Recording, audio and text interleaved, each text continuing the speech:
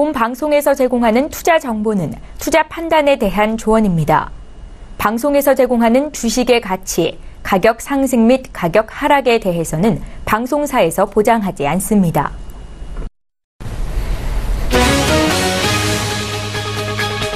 헤드라인 뉴스입니다. 미국 뉴욕 증시에서 주요 지수는 혼조세를 나타냈습니다.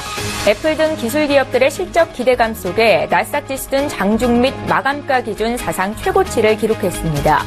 뉴욕 증권거래소에서 다우존스 지수는 전 거래일보다 0.13% 하락한 2913.46의 거래를 마쳤고 S&P 500 지수는 0.17% 높은 2388.33회, 나스닥 지수는 0.73% 오른 6091.60을 기록했습니다. 발표된 경제지표는 부정적이었습니다. 지난 3월 미국의 소비 지출은 2개월째 증가하지 않았습니다. 미 상무부는 3월 개인 소비 지출이 전월 대비 변화가 없었다고 발표했습니다. 이는 월스트리트저널 조사치 0.2% 증가를 밑돈 것입니다. 3월 개인 소득은 0.2% 증가했습니다. 이코노미스트들은 0.3% 증가를 전망했습니다.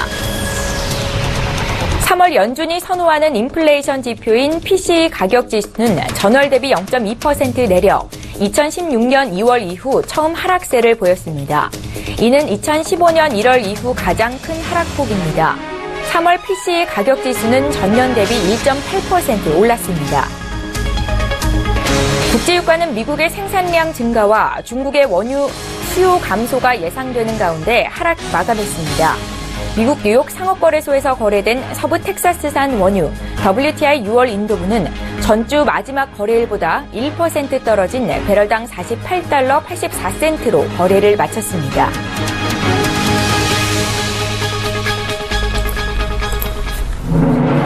시청자 여러분 안녕하십니까. 출발 증시와이드 1부 진행의 최은정입니다. 간밤 미국 뉴욕 증시는 3대 지수가 혼조세를 보였습니다.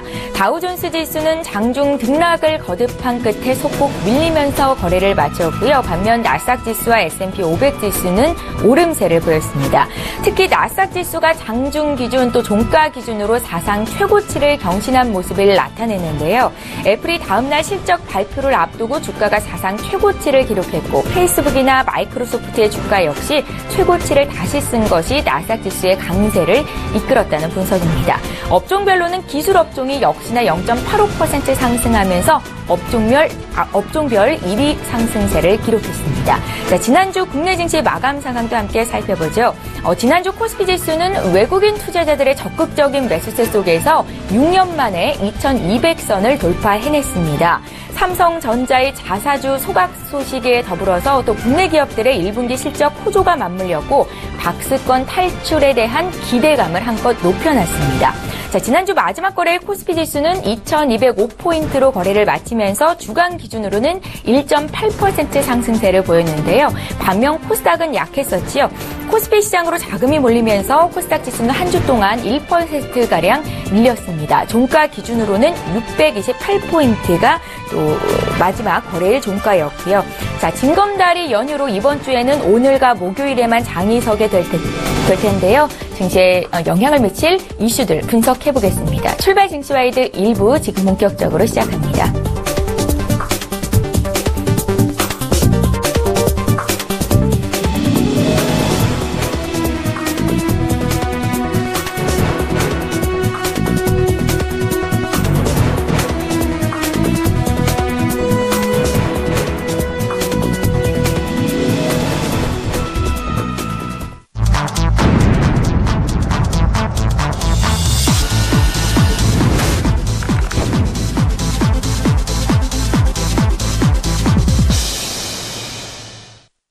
예, 글로벌 이슈 구체적으로 분석해보겠습니다. 글로벌 시시각각 시간이고요. 신한금융투자 곽상준 부지점장님 화상으로 만나봅니다.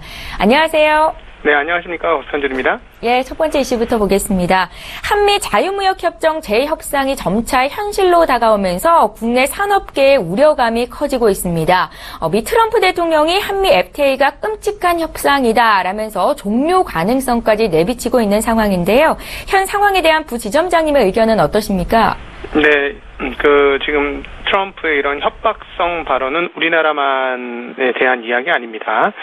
이미 그 남미 멕시코와 캐나다에게도 얘기했고요. 앞으로도 우리가 자주 듣게 될 이야기인데요. 지금 문제는 초반이기 때문에 굉장히 당황스럽다는 거죠. 국가의 원수, 그러니까 국가의 최고 통치자가 이렇게 협상 끝내버리자 이렇게까지 얘기를 해버리니까 이게 웬일이야 라는 상황으로 당황스럽게 됩니다. 그러나 이렇게 생각하시면 좋을 것 같아요. 사장과 사장대의 딜이다 이렇게 생각을 하시면 오히려 쉬울 수 있습니다. 그런 개념으로 트럼프를 보셔야 됩니다. 트럼프에 대한 인간 정체성에 대한 이해가 있어야만 현재 앞으로 나타날 트럼프의 여러 가지 이해하지 못할 만한 이야기들을 이해할 수 있게 되는데요. 트럼프는 첫 번째로 그 연예인이라 할 수 있습니다. 방송국에서 이렇게 대중적 인지도를 쌓았고, 그로 인해서, 포퓰리즘 정책을 통해서 대통령에 당선된 사람이기 때문에 사람들이 어떤 생각을 가지고 있는지에 대한 일종의 천부적인 감각이 있죠. 그리고 어떤 것이 사람들한테 먹힐지를 잘 압니다. 그러니까, 지금 하고 있는 행동들도 다 계산하에서 이루어진 그런 발언들이라고 할 수 있어요. 그리고 또 하나는, 아시다시피 그 부동산 재벌 아닙니까? 그리고, 그 협상을 많이 해야 되는 입장입니다. 부동산 재벌인 만큼. 예를 들어서, 뭐, 토지를 구매하거나 아니면 건설업체들과의 협상을 할 때, 어떤 그 딜을 많이 해야 되는 입장이기 때문에 지금 국가 경제에 있어서도 이런 딜이 사기업에서 나타나는 딜처럼 올라오고 있는 것이다라고 볼 수 있겠습니다. 일종의 지금 트럼프가 하고 있는 이 거래 기술이 벼랑 끝 전술이다 이렇게 볼 수 있는데요. 한국만이 아니고 앞서도 언급드렸듯이 북미 자유무역협정인 나프타에서도 똑같은 모습 보여주고 있습니다. 어떻게 했죠? 그것도 동일하게 끔찍한 협상인 거예요. 왜냐하면 미국 기준으로 미국한테 조금이라도 손해가 나면 다 끔찍한 협상인 겁니다. 미국한테 무조건 플러스가 나야 괜찮은 협상이 되는 거죠. 그렇게 되면 어떻게 돼요? 국민들로부터는 지지를 받을까요? 네, 받을 수 있습니다. 이것이 포퓰리스트의 전형이다 이렇게 볼 수 있겠는데요. 그렇게 해서 이제 끝내버려야 되겠다고 했는데 끝낼 수 있나요? 네, 실질적으로 끝내면 미국에게도 단기적으로는 재앙입니다. 예를 들자면 좀 이따 다시 한번 말씀드리겠습니다만 한국과 거래를 끊어버려요. 그러면 애플은 핸드셋 어떻게 만들죠? 애플에 들어가는 각종 반도체 디스플레이 다 한국 거 아닙니까? 특별히 디스플레이 다 한국 거 아니잖아요. 디스플레이 없는 핸드셋 나올 수 있나요? 못 나오죠. 예. 그럼에도 불구하고 지르는 겁니다. 질러야 자기가 유리하거든요. 예, 그래서 그 부분을 좀 이해를 하셔야 되는데 이게 이제 이미 있었던 전략입니다. 미국의 과거 대통령이었던 리차드 닉슨이 구사한 전법인데요. 미치광이처럼 상대에게 비침으로써 쟤하고 상대하다가 정말 큰일 날 것 같아라는 공포감을 심어주는 거죠. 그래서 이쯤에서 그냥 대략 해주자라고 하는 상대방을 찍어 누르는 그런 전략인데 북한도 이걸 하잖아요. 북한도 벼랑 끝 전술이고 미치광이 전술입니다. 니네 나 때려봐. 나 우리 핵 갖고 있거든. 같이 죽어. 누가 손해 날까? 이런 개념 아닙니까? 북한이 지금 하고 있는 게. 그러니까 실질적으로 평양을 쑥대밭으로 만든다고 해도 미국 입장에서 미국의 괌이라든가 하와이라든가 일부 영토에만 미사일 떨어져도 아니면 미군 기지, 일본의 오키나와나 이런 미군 기지에 미사일 하나 떨어져도 미국은 훨씬 더 큰 타격을 했습니다. 예, 그리고 일본 그것만 아니죠. 이 자유주의 진영의 경제가 쑥대밭이 되겠죠. 예, 그러니까 그걸 잘 알고 있는 거예요. 그러니까 함부로 할 수 없으니까 북한이 벼랑 끝 전술 하는 거고 일종의 미치광이 전술입니다. 근데 그거를 우리가 좀 생경한 게 세계 최고의 강국인 미국의 대통령이 그런 행위를 하니까 우리가 좀 이해가 안 되는 부분이죠. 어쨌든 그런 것을 진행하고 있는 건데 리차드 닉슨에서 이미 나타나고 있었다는 것이죠. 그래 이 부분들은 트럼프 책 중에서 가장 히트를 많이 쳤던 첫 번째 책이 거래 기술이라는 책입니다. 거래 기술에서도 이러한 협상 전략들이 나오고 있다고 합니다. 그러니까 결국 지금 하는 것은 일종의 전략이고 딜이다라고 볼 수 있는데 하나 더 증거가 있어요. 바로 이번 그 주말에 언론을 거의 반쯤 해외와 국내와 연결된 그 뉴스 중에 도배를 했던 뉴스죠. 미국 한국에 지금 배치한 사드 관련 문제예요. 잘 아시다시피 트럼프 대통령은 한국에다가 $10억 요구했습니다. 사드 배치하는데 한국 돈은 1조 1,000억 원 이상의 돈을 한국에 내라 이렇게 한 거예요. 근데 이게 얼마나 얼토당토 안 하는 거냐면 사드는 한국에서는 지금 한국 사람한테 설득을 하기 위해서 한국의 북한 대비 방어용으로 필요하다라고 발언을 했습니다만 미국 사람들이 말하는 미국 군사 전문가들이 이야기하는 발언 내용은 뭐냐면 동아시아 방어 체계의 일환이 미국의 사드다라고 이야기를 하고 있습니다. 즉 미국의 대중국 방어 전략에서 그 일종의 전략적 무기라는 것이죠. 이게 이제 JTBC에 나왔던 김종대 그 정의당 의원의 발언이었는데요.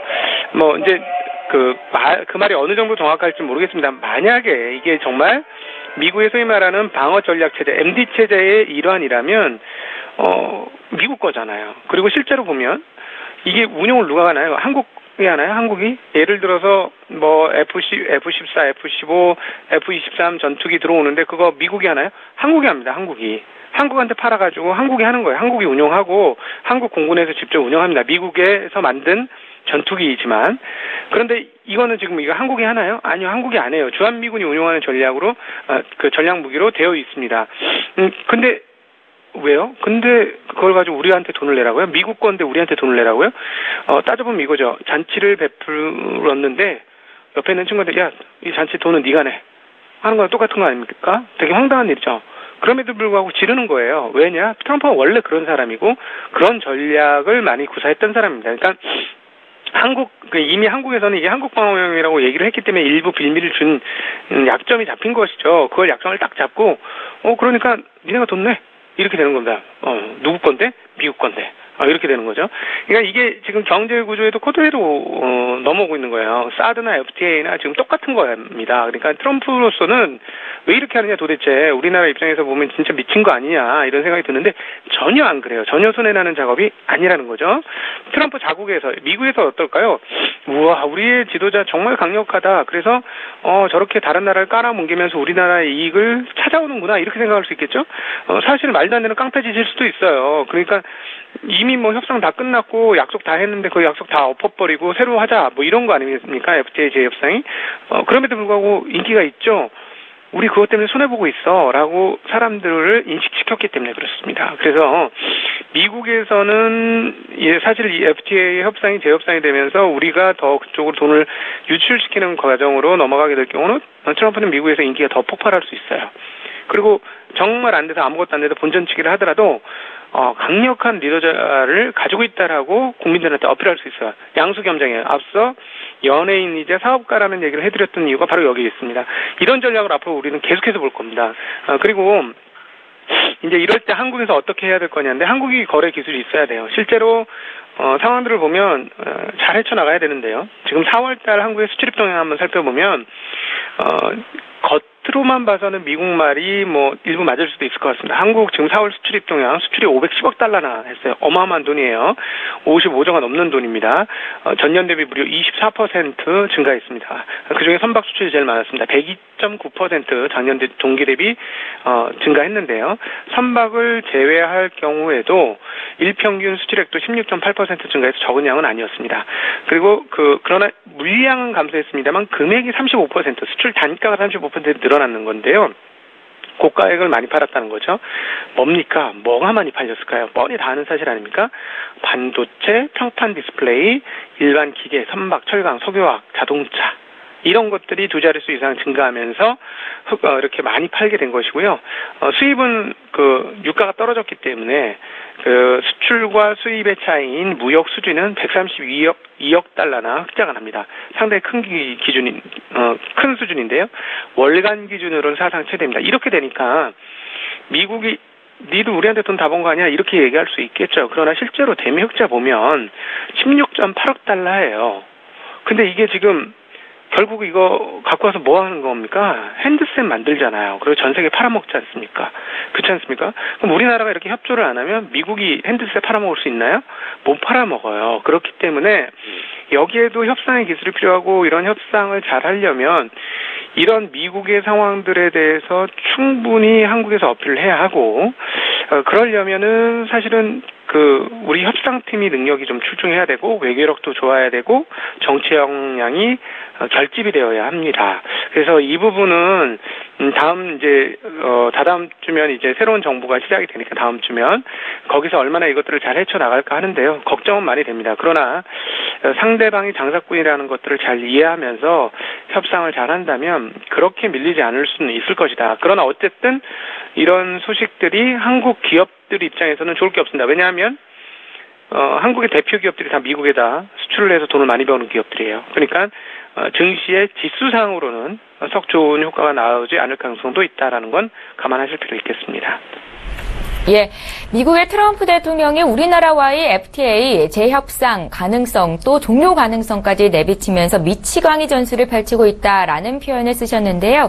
이 같은 전술은 앞으로도 지속이 될 것이다. 한국은 앞으로 어떻게 대응해 나가야 할 것인지에 대한 의견까지 들어봤습니다. 이제 다음 이슈로 좀 넘어가 보겠습니다. 프랑스 대통령 선거가 끝나기도 전부터 마크롱 효과가 유럽 증시의 훈풍으로 작용을 하고 있습니다. 프랑스 증시가 대선 1차 투표 이후로 한 주간 주가가 4% 이상 올랐고요. 또 독일 증시도 3% 이상 오르면서 2년여 만에 최고치를 경신했는데요. 부 지점장님은 여전히 마크롱 승리를 예상하고 계신 건지 또 여전히 유럽발 변수는 수면 아래로 좀 내려가 있다 이렇게 판단을 해도 좋은 건지 여쭤볼게요. 네, 사실 생각보다는 르펜의 세도 상당히 셉니다. 샤이 르펜도 상당히 있는 것 같고요. 그럼에도 불구하고 그동안의 전통적인 프랑스 흐름들을 봐선 쉽지는 않고요. 하나 이제 우려가 되는 부분은 지난번에도 언급을 드렸습니다만 르펜을 지지하는 사람들이 20대 세력들이에요. 20대 세력들이 열광을 하게 되면 투표장에 혼자 안 옵니다. 주변에 이제 친구들 같이 데리고 오거든요. 그래서 그 부분이 상당히 좀 영향을 미치긴 할 건데 그럼에도 불구하고 대세로는 분명히 마크롱이 아마 대선에서 우위를 점하게 되지 않겠느냐 이렇게 예상합니다. 그런데 지금 이게 마크롱 효과 때문에 이렇게 올라갔느냐라는 걸 다시 한번 점검해 볼 필요 있을 것 같아요. 마크롱은 일종의 작은 효과다 이렇게 볼 수 있겠고요. 기본적인 흐름이 지금 그렇습니다. 지금 글로벌하게 전 세계적으로 투자 과잉의 시대예요. 왜요? 미국, 유럽 모두 기존에 풀었던 유동성에 비해 3배, 4배 많은 유동성을 2008년 이후, 2010년 이후 미국과 그리고 유럽 위기, 금융위기 때 돈을 푸른 거예요. 돈이 너무너무 넘쳐났죠. 그러니까 사실상 과거 같으면 인플레이션이 빵 하고 이루어져야 되는 거예요. 인플레이션이 물가가 막 올라가죠. 남미에서 이러지 않습니까? 브라질이나 아르헨티나 같은 경우는 어땠습니까? 가게에 가보면 가격을 새롭게 적는 직원들이 따로 있었어요. 왜냐하면 오전과 오후의 가격이 틀려요. 인플레이션이 하루 동안에도 일어나기 때문에 예를 들어서 아침에 100원 하던 걸 오후에 110원에 팔아요. 이런 식으로 인플레이션이 강력하게 일어났죠. 그러니까 사실은 이렇게 지금 돈량이 많이 늘어났다면 그런 식의 인플레이션이 일어나야 해요. 근데 왜 안 일어나느냐? 유가 때문이죠. 유가가 120, 130달러 하던 게 지금 48달러, 47달러 이렇게까지 50달러 미만에서 거래되고 있지 않습니까? 전년도 대비 상당히 한 2배 가까이 오르긴 했습니다만 그럼에도 불구하고 유가가 상당히 낮아진 상황이죠. 그러니까 인플레이션의 가장 중요한 에너지 자원이 반값으로 꺾여 있는 상황이기 때문에 인플레이션이 크게 일어나지 않는 겁니다. 시중 실세 물가 상승 흐름에서 보면은요. 그리고 경기가 안 좋아서 고용도 창출이 안 되니까 노동자들이 공급이 많아요. 노동 공급이 많으니까 월급 많이 줘도 안 줘도 되죠. 많이 안 줘도 됩니다. 노동 공급이 부족하면 노동자의 임금을 올려줘야지 사람을 쓸 수 있어요. 그러면 임금 인플레이션이 일어난다. 임금 인플레이션이 일어나는 순간 모든 인플레이션이 빵 하고 터지는 게 인플레이션의 일반적 흐름이거든요. 근데 지금 에너지 인플레이션 없고 그다음 노동 인플레이션 없으니 실물 인플레이션은 별로 느껴지지 않는 겁니다. 그러나 상황은 어떻다? 자금이 이렇게 늘어났기 때문에 무조건 인플레이션이 일어나는 거예요. 일어나야 되는 상황입니다. 그럼 그 인플레이션이 어디에 붙었다? 자산에 붙었다는 겁니다. 자산에. 그래서 부동산이 유럽 시장이 저렇게 고공행진, 미국도 부동산 때문에 망할 뻔했던 나라가 다시 부동산의 재상승, 그다음에 주식시장, 기업에 투자하는 주식시장도 이렇게 고공행진 하는 것이죠. 글로벌 투자 과잉의 시대가 이렇게 나타나고 있는 것이고요. 그래서 프랑스가 이미 6년 만에 최대치, 독일도 2년 만에 최대치 이렇게 나타내고 있는 겁니다. 그러니까 결국 이건 뭐냐면 양적 완화가 자산 가격을 앙등시키는 과정이 이건 앞으로도 좀 더 이루어질 수 있다는 거죠. 몇 년 더 이루어질 가능성이 높고요. 그렇게 본다면 이것은 어떤 흐름을 나타내냐? 현금 보유자는 정말 불쌍한 사람들이 되는 거예요. 지금부터. 왜냐하면 현금은 지금 당장 가치가 안 떨어졌지 시간이 지나면 완전히 가치가 떨어지는 게 확인이 될 거고 나중에 월급이 올랐을 때 확연하게 느낄 것이다라는 것이죠. 아직 월급이 안 올랐으니까 그걸 못 느끼는데요. 이미 그러나 자기가 받고 있는 노동의 가치를 통해서 부동산을 산다거나 주식을 사기에는 과거보다 훨씬 가격이 올랐다는 걸 느낄 겁니다. 이게 경기가 좋고 이렇게 해서라기보다도 통화라는 기준으로만 보면 통화가 너무 늘어났기 때문에 통화가 이런 자산에다 달라붙은 거예요. 그러니까 옛날에는 하나만 달라붙였 됐던 게 4개나 달라붙어야 되잖아요. 4배 정도 늘었으니까. 그렇기 때문에 자산 가격이 엄청나게 오르는 과정들이 지금 미국에도 그렇고 유럽 주식시장 그리고 부동산 시장에도 나타났던 것이고 결국 한국에도 나타날 겁니다. 그래서 사실은 이럴 때가 제일 불쌍한 사람들이 월급쟁이인데요. 월급쟁이들이 지혜롭게 대처를 할 필요가 있는 그런 상황이다 이렇게 볼 수 있겠습니다. 예, 유럽 증시가 급등세를 보이는 것 이게 마크롱 효과라고 말하기보다는 글로벌 투자 과잉의 흐름상에서 나타난 현상이다라고 분석을 하셨고요. 그에 따른 의견까지 들어봤습니다. 글로벌 시시각각 신한금융투자 곽상준 부지점장님 의견 들었습니다. 잘 들었습니다. 네, 고맙습니다.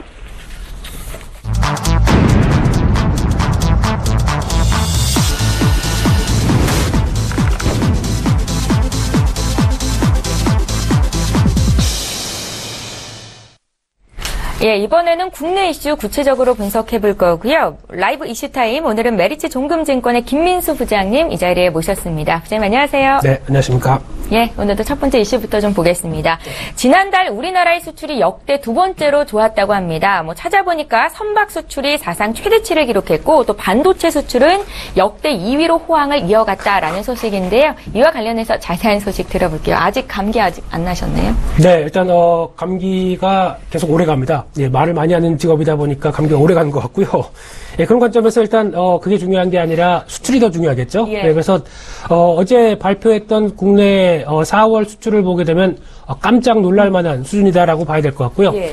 일단 수출이 잘 된다는 거는 어떻게 해석할 수 있을까요? 즉 우리나라 수출 같은 대표적인 우리나라의 수출 품목 같은 경우는 글로벌 경기가 살아나야 가장 큰 수혜를 받을 수 있는 측면들이 크다라고 봤었을 때 국내 업체들이 또 특히 이제 IT 기업이나 여러 가지 흐름들로 봤었을 때 수출이 잘 된다는 얘기는 글로벌 경기도 살아난다 이런 쪽으로도 같이 대변하면서 접근해 봐야 된다는 측면들도 물론 있다고 봐야 될 것 같고요. 네. 근데 중요한 게 4월 수출만 본다고 하게 되면은 전년 동기 대비해서 한 24% 증가가 하면서 역대 2번째라고 얘기합니다. 그래서 500억 달러를 조금 더 써서 510억 달러까지 지금 나왔다고 봐야 될 것 같고요. 그런 흐름을 봤었을 때 주력 품목이 13개 중에서 9개가 수출이 증가했다는 얘기니까 당연히 수출이 좀 좋아질 수밖에 없었다는 그런 흐름들로 보여지고 거기다가 품목을 살펴보게 되면은 반도체 뺄래야 뺄 수가 없겠죠. 거기다가 이제 일반 기계 쪽에서 중국과 특히 이번에 아랍에미리트 쪽에서 원전 관련된 부품 쪽을 공급을 또 늘리다 보니까 그거 관련된 기자재 쪽에서 변화가 좀 있었다는 쪽에서 일반 기계 관련된 부분들, 특히 중국 쪽은 아무래도 설비 투자가 늘어나면서 나왔던 어떤 건설 경기나 관련된 부분들 쪽에서의 변화들, 이것도 생각을 해야 될 것 같고요.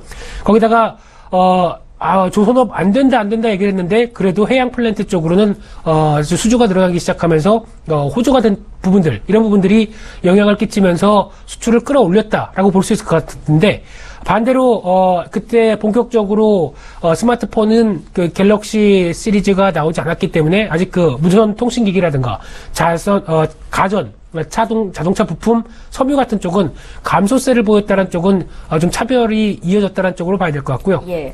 거기다 조금 더 중요한 부분들이 이제 소비재 관련된 쪽에서 봤었을 때 의외로 농수산 식품이 잘 팔립니다. 그게 여기서 왜 농수산 식품이 잘 팔리는지는 자세히 좀 지켜봐야 되긴 하겠지만은 우리나라 먹거리가 맛있나요? 네. 일단 그런 관점 쪽에서 농수산식품 쪽이나 생활용품 관련된 부분들도 호조세를 보이는데 상대적으로 지금 주가와 같이 면밀하게 보게 되면은 왜 지금 제약주가 안 가는지, 왜 화장품 쪽이 안 움직이는지에 대한 변화가 그대로 나온다고 봐야 될 것 같고요. 예. 화장품, 패션, 의류, 의약품은 특히 의약품 같은 경우는 전년 동기 대비 한 25% 감소를 했다고 얘기를 합니다. 그만큼 어떻게 보면 작년에 좀 잘 나갔던 부분들이 오히려 올해는 좀 위축되는 측면들을 그대로 좀 반영한다라는 쪽으로 봤었을 때 제약 바이오주가 힘을 못 쓰는 이유도 어떻게 보면 여기에 있다라는 쪽도 염두를 하셔야 될 것 같고요. 그래서 국가별 흐름을 보게 되면은 중동이 정체 또는 하락을 보이는 가운데 모든 국가 쪽에서 수출이 증가세를 보였다는 부분들이 앞서 말씀드렸던 글로벌 경기와 연동시켜서 보시면 된다라고 보시면 될 것 같고요. 거기다가 EU 수출은, 그러니까 유럽 쪽의 수출은 사상 최대치를 기록을 했고요. 거기다가 중국은 사드 때문에 말은 많다고 하더라도 그래도 챙길 건 챙깁니다. 자기네 실속은 챙긴다라고 하게 되면 필요한 부분들 계속 수입해서 자기네 산업도 살린다라는 쪽으로 봤었을 때 중국의 건설 경기나 설비 투자 회복세의 증가에 따른 수혜로 중국 쪽도 늘어났다라는 쪽으로 결론을 내릴 수 있을 것 같고요.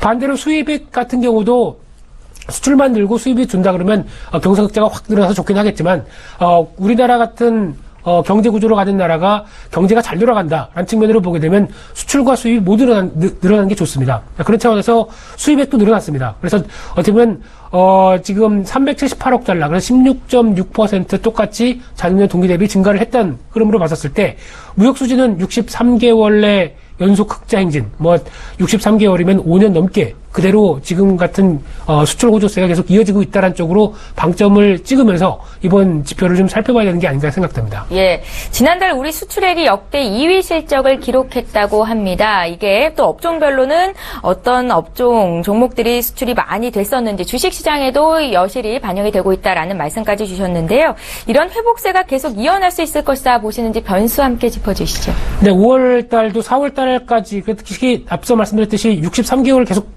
잘했기 때문에 64개월도 잘해갈 수 있겠죠. 그런 차원에서 봤었을 때 5월 달도 지금 같은 기준은 이어나갈 것이다라는 쪽으로 무게를 두는데 5월 달의 변수 중에 하나는 일단 연휴가 긴 거죠. 예. 앵커님도 지금 연휴 기간이신데 나와서 일하시는 것처럼. 네. 근데 상대적으로 근무 일수가 좀 짧다 보니까 그에 따른 약간 효과는 아무래도 좀 줄어들 수 있다는 쪽은 생각해야 될 것 같은데 그거는 솔직히 큰 의미는 없다고 생각되고 있고요. 오히려 지금 5월 같은 경우도 양호한 수출 기준 이어나갈 텐데 거기다 이제 스마트폰이나 여러 가지 IT 기기 쪽으로 계속 드라이브는 계속 걸고 있는 상황들인데 중요한 부분들이 상대적으로 지금 나오고 있는 미국의 입장, 특히 보호무역 쪽에서는 가장 완고하게 지금 나오고 있는 국가 중에 하나가 돼버린 상황 쪽에서 그러면 나도 보호무역 할래 이런 식으로 지금 약간 국가 간의 무역 장벽들이 조금씩 생겨나는 분위기, 이 분위기는 우리나라 입장 쪽에서 보면 좋은 게 아니겠죠. 이런 분위기가 계속 기조가 이어나갈 것인지 거기다가 최근 들어서 이어지고 있는 환율 변동성들, 특히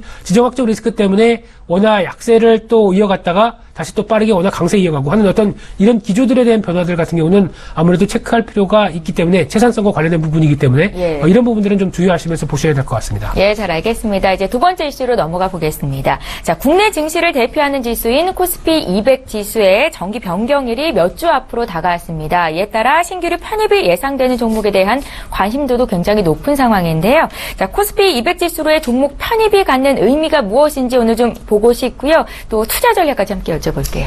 일단 코스피 200의 종목이 새로 편입된다라는 얘기가 나오게 되면 가장 먼저 저희보다도 먼저 신경 쓰는 게 외국인과 기관 쪽이겠죠. 네, 왜냐면 자기네가 바스켓을 꾸려나가는데, 이게 살림을 꾸려나가는데, 그 안에 담아야 될 필수적인 종목들의 흐름들, 특히 지수와 똑같이 움직여서 맞는 전략들을 여러 가지 다양하게 쓰는데, 그 중에서 새롭게 코스피 200에서 편입된 종목이 있고, 편출되는 종목들이 있을 때, 그 종목을 그대로 가져갈 수는 없는 상황이다 보니까, 새롭게 편입되게 되면 당연히 그에 걸맞게, 코스피 200 안에 바스켓을 꾸릴 때, 새롭게 들어온 종목을 사야 되겠죠. 그리고 나가는 종목들은 팔아야 되는 어떤 그런 상황이 된다라고 했었을 때 지금 같은 변화는 아무래도 조금 약간 어렵게 얘기하자면 인덱스 펀드, 즉 지수를 추종하는 펀드라든가 ETF 펀드 같은 경우는 당연히 이쪽만 하더라도 약 한 16조에서 20조 가까이 된다고 합니다. 그래서 이런 쪽에서 자금이 집행되게 되면 당연히 없던 쪽에서 신규적인 매수자가 들어올 수밖에 없다는 쪽으로 봤었을 때 외국인과 기관 쪽에서 했던 수급 중심으로 변화가 들어올 것이다라는 쪽은 염두를 하셔야 될 것 같고요. 그리고 한 편입되기 전에 예상 종목들이 한 2, 3개월 전 정도부터 시장을 좀 초과하는 수익률을 보였다라는 부분들은 지금까지 통계라고 봤었을 때 이런 흐름들이 앞으로도 조금 더 아직까지 5월이기 때문에 이어질 수 있다는 쪽으로 봐야 될 것 같고요. 그래서 그러면 종목이 무엇이냐라고 봤었을 때 이번에 코스피 200에 편입 가능한 종목들의 흐름을 보게 되면 가장 먼저 AK홀딩스부터 페노션 그리고 CJ, CGV, GS건설 그리고 삼성 바이오로직스가 거론이 되고 있고요. 예. 거기다가 이제 넷마블도 며칠 전에 공모주가 끝났죠. 11조 가까이 몰렸다고 하는데 11조면은 피부에 와닿지 않는다고 하더라도 시중 자금을 참 많이 끌어당겼구나 생각을 하고 있는데 11만 원도 주머니에 없는데 11조면은 대단한 금액이죠. 예. 네, 그런 차원에서 봤었을 때 넷마블 같은 경우도 상장을 해서 시가총액 그 수준이 10조 이상 들어간다라고 하게 되면은 당연히 코스피 200 편입 가능성이 높다고 봐야 될 것 같고요. 또 하나 카카오도 코스피로 이전 가능성이 제기가 되고 있는 상황이다 보니까 지금 완료가 되면 시가총액 기준으로 들어갈 가능성이 높다라는 쪽으로 봐야 될 것 같고요. 예. 상대적으로 편출, 그러니까 즉 나올 수 있는 종목들은 반대로 말씀드리면 인기가 없는 종목들은 빠진다라는 쪽으로 봐야 될 것 같은데 최근에 거래나 흐름들을 봤었을 때 한국철광, 삼광글라스, 국도화학, 벽사 같은 종목들은 빠질 가능성이 높다는 쪽으로 바라봐야 될 것 같고요. 그런 흐름이라고 했었을 때 그래도 관심 있는 쪽은 실적 흐름이나 저평가 흐름을 봤었을 때 AK홀딩스 관심이 좀 높다고 봐야 될 것 같고요. 특히 애경그룹 쪽에서 대표적인 지주사인데 이번에 관련돼서 또 제주항공이나 관련된 부분들에 대한 성수기 흐름들 그리고 실적 흐름들까지 제대로 좀 가치가 좀 조금 더 이어진다라고 하게 되면 추가 상승 여력이 높다란 쪽으로 보여지고 있고 거기다가 경기민감 쪽에서의 페노션 같은 경우도 여전히 기업 정상화가 들어가고 있는 상황 쪽에서의 변화들 같이 이어진다고 한다면 추가 상승 여력이 높지 않을까 그렇게 보고 있습니다. 예, 잘 알겠습니다. 저희 세 번째 이슈로 좀 넘어가 보겠습니다. 지주회사 전환 소식을 전한 롯데그룹주에 대한 의견을 듣고 싶은데요. 롯데그룹주의 종목들의 장세가 롤러코스터를 타고 있습니다. 긍정적인 해석과 부정적인 해석이 상존하고 있다 이렇게 보이는데요. 부장님 의견은 어떠신가요? 일단 호텔그룹이 아니죠. 롯데그룹이죠. 예. 네. 롯데그룹을 바라보면서 가장 드는 생각은 일단 먼저 지주사 관련된 지배구조 개편을 해야 된다. 예. 그래야 어느 정도 좀 교통정리가 된 이후에 나갈 수 있는 변화가 더 좋겠다라는 쪽으로 바라봐야 될 것 같은데 몇 개월 전에 롯데그룹 얘기가 많이 나왔었을 때 롯데그룹의 지배구조가 어떤가라고 한번 좀 살펴보려고 클릭 몇 번 하다가 포기했습니다. 너무 복잡합니다. 무슨 문어발도 문어가 한 40-50마리가 있는 것처럼 얽히고 얽힌 그런 지분 구조로 보이는 상황 쪽에서 이걸 과연 어디가 지주회사고 어디가 그룹의 핵심인지 모르는 상황 쪽에서 잘못하게 되면은 저희가 우려할 수 있는 그러니까 일본 롯데 쪽에 관련된 쪽이 지금 가장 또 탑에 갈 수 있는 이런 상황이 되다 보니까 복잡한 상황이죠. 이를 불식시키기 위해서는 당연히 시장에서 바라보는 긍정적인 효과는 아무래도 롯데그룹 쪽의 지배구조를 개선하는 게 좋겠다가 가장 먼저 선결내릴 숙제가 아닌가 생각되고 있는데 그런 차원에서 롯데제과, 롯데쇼핑, 롯데칠성, 롯데푸드 이 4개사가 투자 부분과 사업 부분을 분할해서 이 투자 부분 쪽만 쭉 합병해서 롯데홀딩스를 다시 끌어낸다라고 했었을 때 이게 가장 좋은 기대감이라고 봐야 될 것 같고요. 예.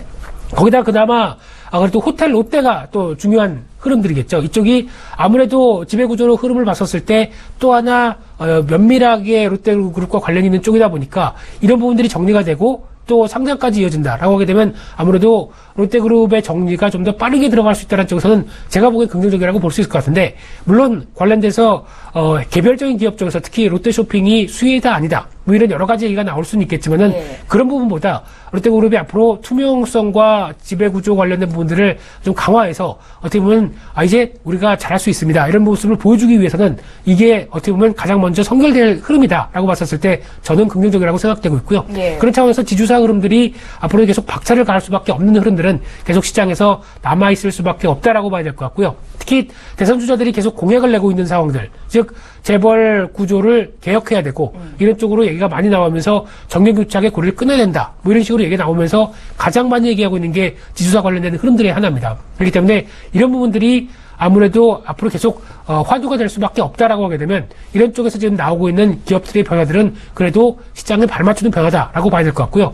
기업을 운영하는 만약에 제가 CEO라고 한다고 하더라도 기업이 운영하는 그 단계, 즉 사업회사가 있고 투자회사가 있고 지주사가 있는 단계 쪽에서 이렇게 되면 사업 쪽에서 핵심을 실어주고 이쪽에서 또 변화가 되고 하는 어떤 이런 전반적인 과정을 한눈에 딱 바라보기에 가장 좋은 구조다 보니까 그와 관련돼서 배당과 또 배당 여력은 또 지주사 쪽에 몰아주고 하는 어떤 이런 여러 가지 흐름들을 다양하게 전략을 구사할 수 있기 때문에 지금 같은 지주회사 쪽으로 나가는 부분들은 긍정적이다는 쪽으로 바라봐야 될 것 같습니다. 예, 그러니까 그룹 차원에서도 투자자들 입장에서도 롯데그룹의 지주회사 전환은 긍정적이다라고 보시는 거죠? 그렇습니다. 네, 잘 알겠습니다. 네. 자, 5월이 시작이 됐습니다. 이번 주는 징검다리 연휴로 오늘과 목요일만 장이 서게 될 텐데요. 5월은 이런 날이 또 많습니다.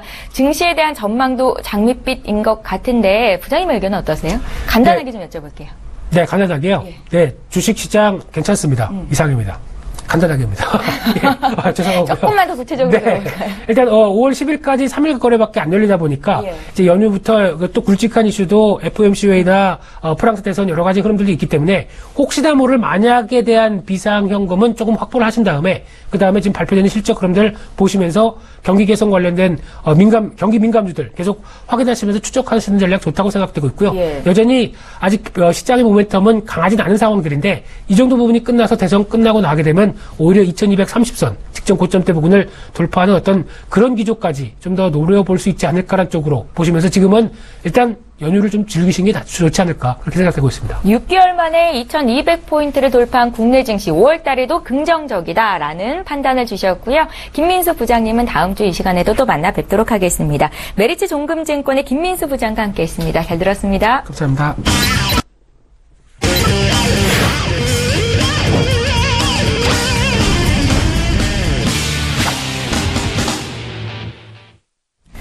예, 외환영웅의 투자 필살기 시간이고요. 오늘도 역시 S히어로 인베스트먼트의 신동환 대표님 화상으로 만나보겠습니다. 대표님 안녕하세요.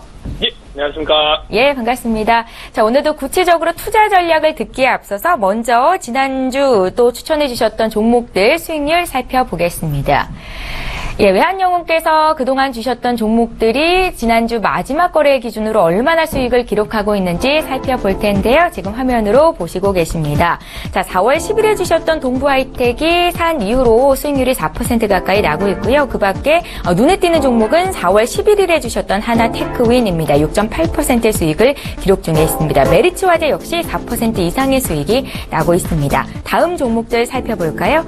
가장 눈에 띄는 종목이 바로 4월 25일에 주셨던 DI입니다. DI가 20% 가까운 수익률을 기록하는 가운데 동아지질 역시 6% 이상의 수익을 내고 있고요. 다만 필룩스는 매수가 대비해서 한 5% 정도 조정이 나오고 있네요. 다음 종목도 살펴볼까요?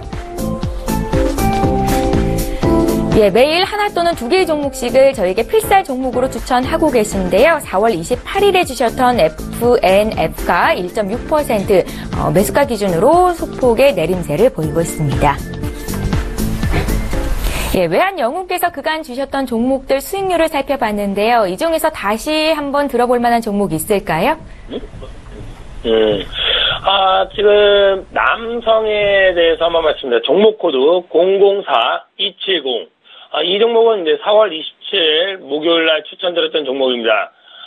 이 종목은 외형 성장과 이익률이 개선되는 등 지속 성장 가능성이 기대되는 종목입니다. 최근 무인 드론의 이착륙 제어 시스템 및 방법에 대한 특허권 취득으로 드론을 이용한 택배 사업과 실내 무인 경비 시스템 관련 사업 활용에도 큰 기여를 할 것으로 보입니다. 목표가 도달 시 물량을 분명 80%에서 90% 축소하시고 100% 축소하지 마시고요. 나머지는 본저를 잡고 홀딩하는 전략 반드시 필요하겠습니다. 다음은 동부 하이텍입니다. 종목 코드 000990. 이 종목은 4월 10일 날 월요일 추천드렸던 종목입니다. 최근 수요가 증가하고 있는 OLED향 DDI, 듀얼 카메라용 CIS 등 모두 8인치 파운드리 업황의 긍정적인 모습을 보이고 있으며 지속 상승이 기대되는 종목입니다.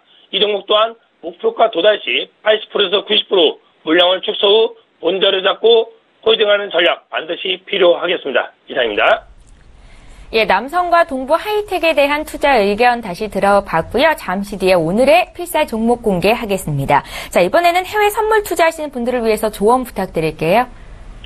예, 오늘은 항생지수는 단기적으로 횡보 하방으로 좀 보시면서 올라올 때마다 매도하는 전략을 좀 필요하겠습니다.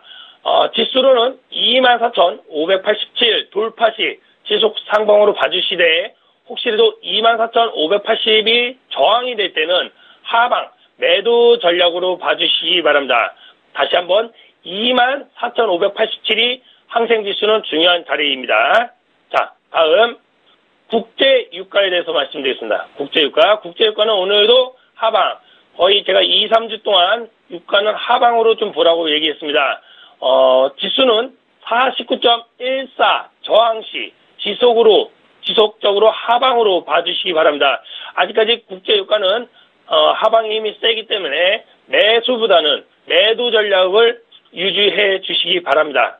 다음, 자, 금에 대해서 말씀드립니다. 금은 오늘은 횡보 하방으로서 지수는 1260.7이 되게 중요한 자리입니다. 1260.7 저항시 하방으로 봐주시고요. 혹시나 1260.7이 돌파시 1265.6 부근까지 올라갈 수 있기 때문에 그 부근에서 강력 매도를 추구해 주시기 바랍니다. 다음 유로 FX입니다. 유로 FX 오늘은 횡보 상방으로 좀 봐주시면 되겠고요. 1.09075 지지시 지속 상방으로 봐주시고요. 혹시나 1.09075가 깨지면 1.08 V1호까지 내려올 수가 있습니다. 그때 매수로 좀 대응해 주시면 좋을 것 같습니다.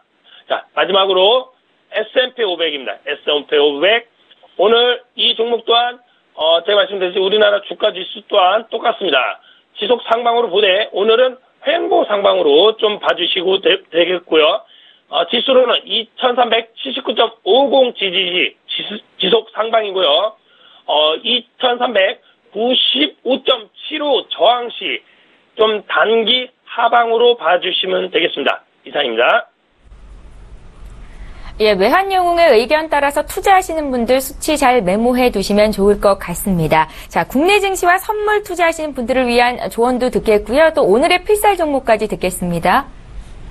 예, 주식만 매매하시는 분들 분명 개별 종목만 보지 마시고요. 코스피와 국내 선물 지수 같이 보시라고 했습니다. 저는 2주 동안 2, 3주 언론에서 좀 안 좋다고 할 때도 지속 상방으로 말씀드렸고요. 아직까지 상방의 힘이 셉니다. 자, 코스피는 2213.64 돌파시 지속 상방으로 보기 때문에 개별 종목 가지고 있는 분들은 이거에 맞춰서 대응해 주시면 되겠습니다. 혹시나 코스피가 2203.91 포인트가 깨지면 단기적으로 약간 하방으로 봐주시고요. 눌릴 때 저점 매수하는 전략 반드시 필요하겠습니다. 혹시 국내 선물 하시는 분들도 참고해 주시기 바랍니다. 국내 선물은 288.50 돌파시 지속 상방으로 봐주시면 되겠습니다. 혹시나 지수가 287.15가 깨지면 단기 하락으로 저점 매수, 눌릴 때 매수 전략 반드시 필요하겠습니다.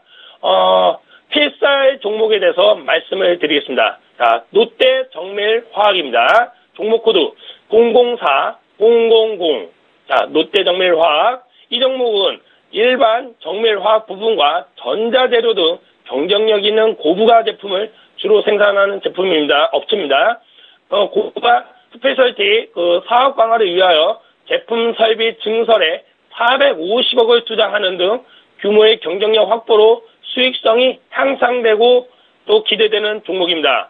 목표가 도달 시 80%에서 90% 물량 축소 후 본절 잡고 홀딩하는 전략 반드시 필요하겠고요. 매수가로는 현재가로 제시해드리겠습니다. 현재가 목표가는 42,000원이고요. 손절가는 35,000원 되겠습니다. 이상입니다. 예, 외환영웅의 투자 필살기 시간이었고요. 오늘도 S히어로 인베스트먼트의 신동환 대표님 의견 들었습니다. 잘 들었습니다. 예, 감사합니다. 예, 출발 증시와이드 1부 여기서 마칩니다. 저희는 잠시 뒤 2부 시간으로 다시 돌아올 텐데요. 전문가들의 추천주 공개가 될 거고요. 또 장중에 종목 상담도 이뤄집니다. 궁금한 종목 많으시잖아요. 샵 0082번으로 지금 연락 주시면 저희 2부 시간에 장중에 종목 상담 받으실 수 있습니다. 건당 100원의 정보 이용료가 부과된다는 것도 함께 전해드리겠습니다. 저희는 잠시 뒤 2부 시간으로 다시 올게요. 고맙습니다.